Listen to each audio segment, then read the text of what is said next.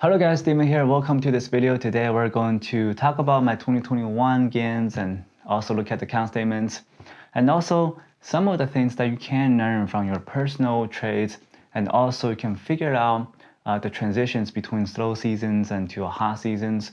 So those are the patterns you can go back to your statements and try to figure out, okay, is there something that I should filter out? Is there a trade that I should keep doing what I'm doing? And also some of the method you can do to manage your account as well. So a lot of points to talk about in this video. So before I start this video, make sure to click the like button and subscribe. Let's get into the video. All right, so first of all, I think I showed my 2020 account statement on TradeZero. So TradeZero is one of my smaller accounts. This is where I do my intraday trades that I go in and make sure to go out before the day ends. There's a lot of trades in 2020 to 2021, which I use other brokerage to short into. Not going to cover in this video, but let's look at all the intraday trades through 2020 to 2021. Also, I want to go over the habit between slow season to hot seasons, and these are very important transitions for traders to get used to. So let's look at 2021. First of all, we have when the pandemic started, the market was slowly changing into the phase to extreme volume. That trades pretty much 100 million shares per day.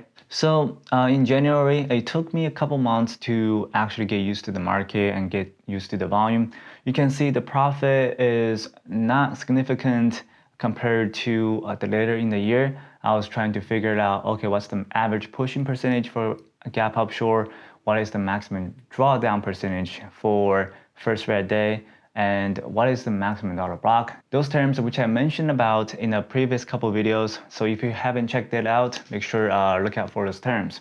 January, 94,000 negative. Then we have another negative 100,000 in March. So I had in total of 3 negative months in the entire year.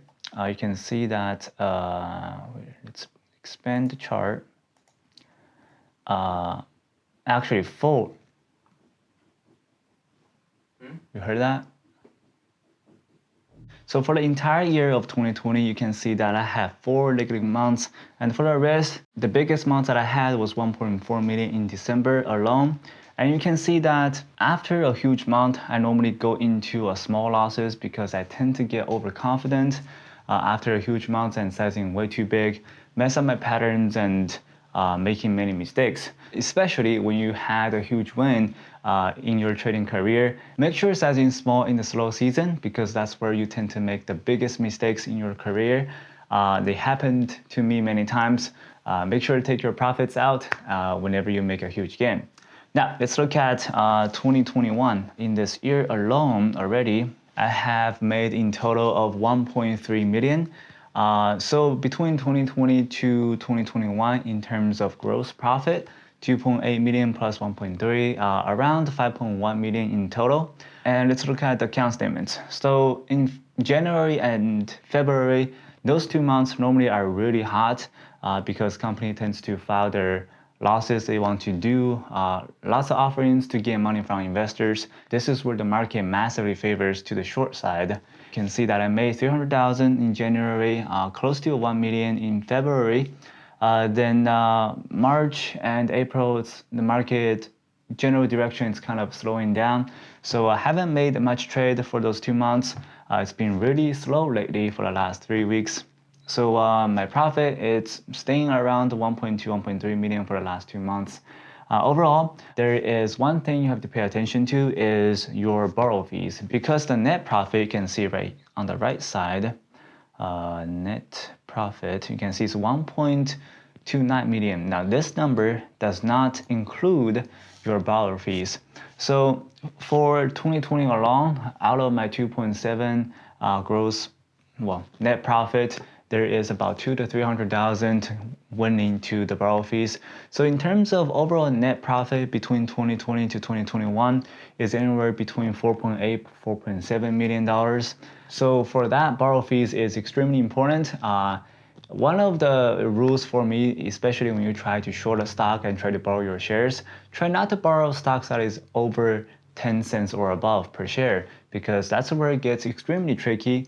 Now, if you don't have enough edge in this specific ticker, that if you take a loss, it will be very difficult to recover because you just added to your loss to become a bigger loss. So for 2020 and 2021, we're in this extreme market conditions. So I don't really make $1 million a month often in 2018, 2019. That's where I started to try to perfect my patterns and practice my habits and being disciplined as well. So you can see in 2018, my net profit starting from April in 2018 to December, I made in total of 600,000 for gross profit.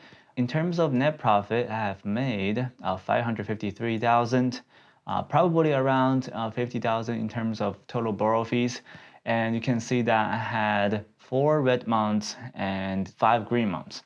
And I was able to keep my losses really small. So by looking at your account statement, the first thing you have to go over will be how can you minimize your losses on each month. That's the first step you have to take to become a profitable trader.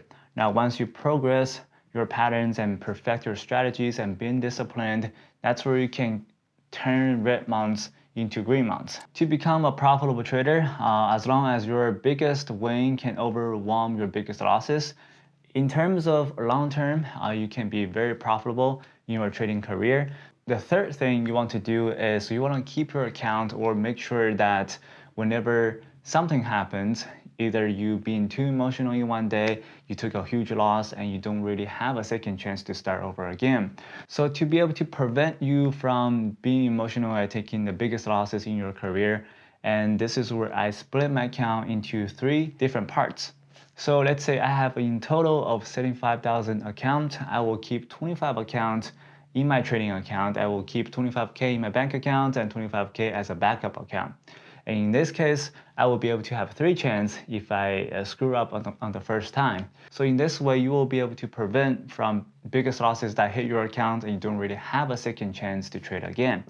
Up to this date, I'm still using this method. Even though I have a $1 million account, I will still keep 1 backup account and 1 account that's, if I see a big opportunities, I will tend to wire it in to catch the opportunity to be able to make more profit.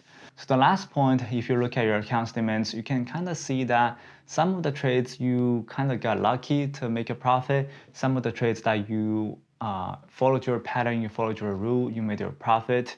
So you can try to filter all those dumb losses out and also some of the overtrading habit that you placed a random trade. You're not sure if the strategy actually can make money.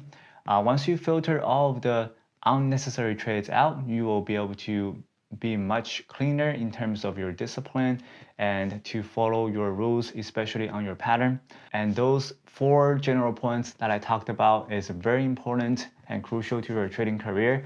Once you practiced looking at your account statements and be able to figure it out, how to be disciplined and how to filter your results, and also be willing to face your mistakes because everybody learns from mistakes. Admit you're wrong and try to improve your strategies. That's how you can be better as a trader. So it's a progress. Make sure to be patient and be willing to learn. Track your statistics and work hard. I will see you guys in the next video.